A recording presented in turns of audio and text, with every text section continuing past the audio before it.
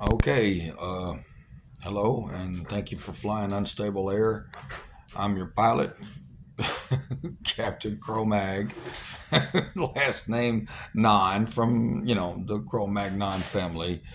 Thank you for flying unstable air, and you can expect an interesting time or an interesting life.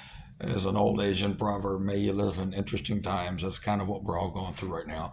I'm not going to speak on politics or world events or this, that, and other than from a tactical and self defense standpoint. There's enough people talking about all that other stuff. I have things I want to say about stuff I'm, you know, involved in, and I've got people hopefully that very soon we can find mutual time so we can discuss some stuff. Everybody be careful out there because some real crazy stuff, more crazy, crazier than normal, is going on, and random people are being targeted. Somebody's been killed recently for things they've said on YouTube, so y'all be careful out there. One of the things that I want to comment on is that self defense is something that should be taken seriously, and if you're going to learn, I'm an edged weapon guy. Like what they call knife defense. We call it empty hand counter knife stuff, but learn it from a knife guy. It's okay to, see what people have to teach and stuff, but a lot of the firearms community people, they learn a few drills and then repackage some stuff, and people pay all this money and they assume that because they know everything about, one type of weaponry, they're obviously a master of something else. And it's kind of like, just because you can fly a Formula One, drive a Formula One race car, it has nothing to do with whether or not you can fly an F-16, fighter plane. That's two different things.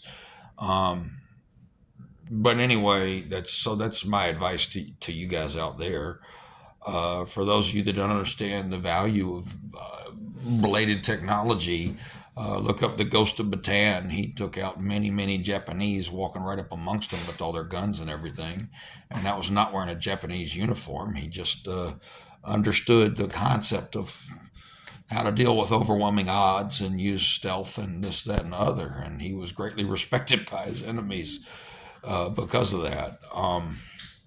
And there's a man named Price that took out a lot of Nazis. He used to hunt them at night in northern Europe up in the mountains with his knife, and he was a native from the first.